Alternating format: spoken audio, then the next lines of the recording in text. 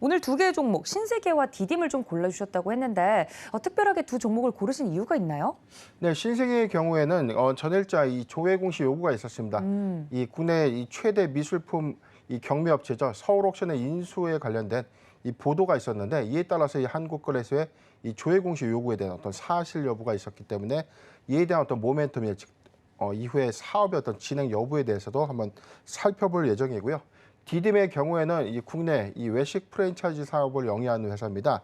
240억 원의 전환사채 발행 결정 이후에 최근에 신규 사업의 어떤 진출을 선언한 만큼 이에 따라 어떤 모멘텀 여부도 체크해 보도록 하겠습니다. 네, 이 두 개의 종목 모두 관련된 공시가 지금 나와 있는 상황이라서 거기에 대한 분석을 좀 해드리겠다. 오늘 장 초반에 두 종목이 어떤 식으로 움직이는지도 여러분들 관전 포인트가 될 수 있을 것 같습니다. 먼저 그럼 코스피에 있는 신세계부터 이야기를 나눠보도록 하겠습니다. 신세계, 많은 분들이 알고 계시기 때문에 제가 간략하게만 설명을 좀 드리도록 하겠습니다. 신세계 같은 경우는 1955년 12월 동아백화점으로 설립이 돼서 1985년 8월에 유가증권 시장에 상장이 된 기업이죠.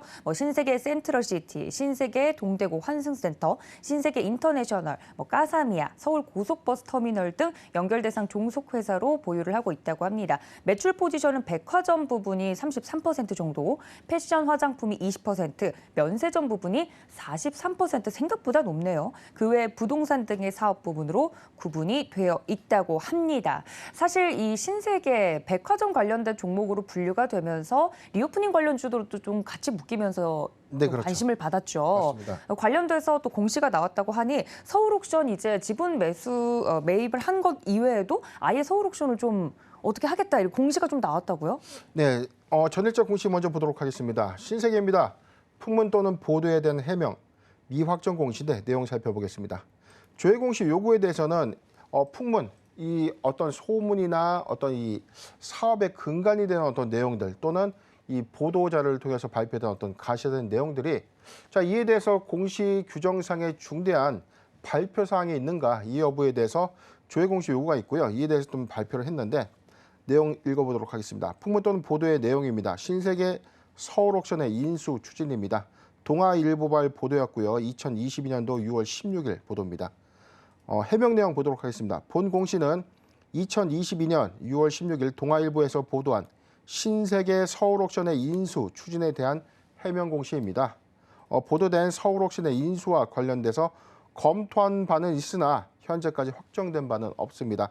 추후 구체적인 내용이 확정된 시점 또는 1개월 이내에 재공시하도록 하겠습니다라고 밝혔는데 일단 조회 공시 사항보다는 이게 이 보도 자료에 대해서 이 풍문에 대한 어떤 내용을 부가적으로 좀 해명하는 내용인데 일단 이에 대해서 사실무근 또는 확정, 서울옥션을 어떠한 방식으로 얼마에 인수하겠다는 어떤 구체적인 내용을 담은 공시 사항들이 아닌 지금 미확정이거든요. 내용을 지금 유추해 보면 서울옥션의 인수와 관련돼서 검토한 바는 있는데 아직은 확정된 바가 없다는 겁니다. 그렇다면 이게 확정을 의미하는 것은 아니고 지금 검토 단계에 있기 때문에 검토를 할 수도 있고 검토 여부에 따라서 검토를 못할 수 있는 내용인데 이런 보도가 사실 조금 이 동아일보와 이 보도 자료 내용들이 좀 구체적인 내용들이 있었거든요.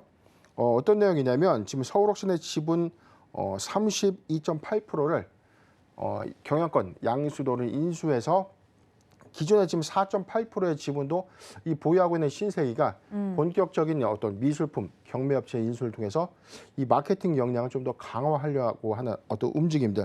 이 이외에 예술품의 NFT 사업을 본격적으로 좀 추진하는 것 아닌가 그런 어떤 움직임들이 좀 감지되고 있는 상태에서 사실 이게 서울옥션의 인수 추진이 지금 서울옥션의 어떤 이 내용들 자체에서도 지분 매각은 검토하고 있지만 아직은 확정된 바가 없다라고 그 회사 역시도 좀 밝히고 있어요. 그렇기 때문에 이 추이 여부에 대해서는 1개월 이내 재공시 여부 또는 진행 경과 사항에 따라서 확정상으로 좀 공시될 예정입니다. 네, 여러 가지 좀 자세한 기사 내용들을 보면서 인수에 대한 구체적인 이야기들이 좀 나오고 있는 부분에 대해서 공시가 나왔다 설명을 해드렸습니다. 그럼 신세계도 그렇고 서울옥션도 그렇고 두 개의 주식을 좀 가지고 계신 분들이나 집중해서 보고 계시는 분들은 주가 흐름이 궁금할 것 같은데 어떤 식으로 반영이 될까요? 사실적으로 이게 피인수 기업의 어떤 영향 효과가 오히려 더 외형이 좀 작죠. 코스닥 회사이기 때문에 서울옥션의 입장에서는 신세계 어떤 인수 기대감들이 좀 반영되는 일종의 어떤 단기 모멘텀으로 좀 부각될 수 있는 요소가 좀 있고, 신세계의 경우에는 사실상 1분기 리오프닝 어떤 수혜주에 따라 어떤 기대감들 반영이 좀 됐지만 아직 실적 회복까지는 2분기 실적이 좀 더 중요해 보이는 어떤 시점이거든요. 네. 그렇기 때문에 신세계의 경우에 지금 사실상 서울옥션 인수를 추진해서 인수 이후에 사업적인 좀 시너지를 좀 더 부각시킬 수 있는 어떤 이미지도 있다. 자, 이 점은 좀 잘 참고했으면 좋겠습니다. 먼저 차트 보도록 하겠습니다. 네, 뭐부터 볼까요? 네, 전일 종가 기준 23만 6천 원이었는데 지금 오늘 예상 체결가 아직 좀 확인을 좀 안 됐지만 오늘 장세가 좀 시초장 좀 약세로 출발할 것이기 때문에 신세계 입장에서는 서울옥션의 어떤 인수 여부가 단기적 모멘텀이라는 어떤 관점보다는 중장기적 사업의 어떤 변혁 여부에 대해서 우리가 체크해 볼 만하다라고 좀 판단이 됩니다. 네. 지금 저는 서울옥션의 어떤 인수 모멘텀보다는 2분기 실적 기조의 어떤 이 증감 효과가 조금 더 중요해 보인다라고 좀 말씀을 좀 드리고 싶고,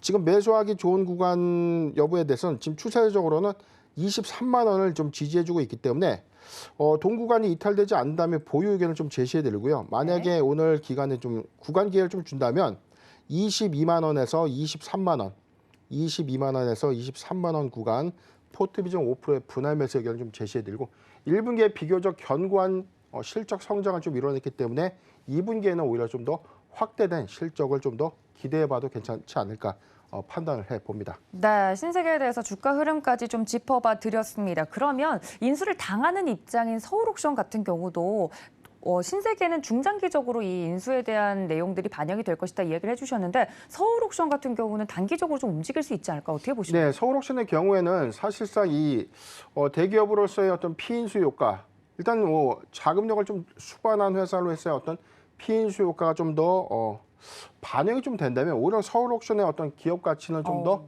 상승할 수 있는 어떤 기회가 아닌가 판단을 해봅니다. 아까 말씀해 주셨던 종목 디딤 이번엔 살펴보도록 할 텐데, 어떤 내용인지 본격적으로 알아보기 전에 디딤에 대해서 설명을 먼저 드려보도록 하겠습니다. 네, 디딤 같은 경우는 2006년 10월에 설립이 됐고 2015년 6월에 코스닥 시장 스펙 상장 종목으로 꼽히고 있습니다. 2017년 한화 ACP 기업 인수 목적 회사와 합병한 바가 있다까지 이야기를 좀 해드리면서요. 주 사업은 아시다시피 외식 사업 그리고 프랜차이즈 사업을 영위하고 있습니다. 주요 브랜드로는 많은 분들이 좀 아실 것 같아요. 백제원, 도쿄하나, 연안식당, 신마포갈매기 등을 보유하고 있다고 합니다. 대체 디딤에서 어떤 공시가 나왔길래 오늘 다뤄주실지 궁금한데 어떤 내용이 나왔나요? 네, 바로 어제자 공시 보기 전에 6월 13일자 공시부터 좀 이어서 보도록 할게요. 회사는 최근에 240억 원 규모의 전환사채 발행 결정을 했는데 전체 3건의 어떤 이 분할 효과가 좀 있었죠. 먼저 차근차근 내용을 좀 보도록 하겠습니다. 회사는 제9회차 무기명식 이건부 무보증 3호 전환사채를 발행을 결정했는데, 주식으로서 전환 가능성도 있고 만약에 주식을 행사가액보다 하회한다면 약정된 이자와 원금을 받고 상환받는 방식의 투자 형태입니다. 회사는 전체 40억 원의 이 발행을 했는데요. 표면 이자는 1% 그리고 만기까지 보유를 한다면 4%의 이자를 받는 조건입니다. 회사는 40억 원의 자금을 타법인 증권 취득 자금으로 좀 배정을 했습니다. 제가 가장 중요하게 말씀드리는, 회사가 자금 조달을 할 때 이 자금 조달의 목적 여부에 따라서 사실은 이 회사의 모멘텀이 좀 달라질 수 있다. 가령 영업양수 자금이라면 회사가 새로운 사업을 인수하기 위한 자금 사업 부문을 인수함으로써 신규 사업의 어떤 가시화된 어떤 내용들을 전망해 볼 수 있고요. 시설 자금은 회사가 내부의 시설 투자를 통해서 추후에 준공 이후에 캐파를 좀 더 확장해 나갈 수 있는, 즉 매출액의 확대 요건을 좀 우리가 예상해 볼 수 있습니다. 운영 자금은 회사의 생산 활동과 관련된 이 운영 자금을 조달하는 것이고요. 채무 상환 자금은 말 그대로 회사의 빚을 갚는 자금입니다. 이 40억은 타법인 증권 취득, 다른 회사의 주식을 인수하는 자금으로 사용하겠다라고 좀 밝혔습니다. 두 번째 공시 보겠습니다. 두 번째 공시도 같은 내용인데 10회차 무기명식 이건부 무보증 3호 전환사채, 이번에는 160억 원의 발행입니다. 역시 타법인 증권 취득 자금, 전체 아까 40억 원의 발행 자금이 있었기 때문에 200억 원으로 추정이 좀 되고요. 표면 이자율은 2%, 만기는 5%입니다. 9회차의 전환사채 발행 조건과는 좀 다르죠. 아까는 표면 이자율이 1%였죠. 다음 공시도 보도록 하겠습니다. 회사는 11회차 3호 전환사채 40억 원의 발행 결정을 했는데 이번에는 40억 원이 타법인 증권 취득 자금이 아니고요. 자, 이 부분이 시설 자금이죠. 시설 자금 40억 원을 좀 배정했는데 조건은 10회차와 동일한 2%와 만기 5%.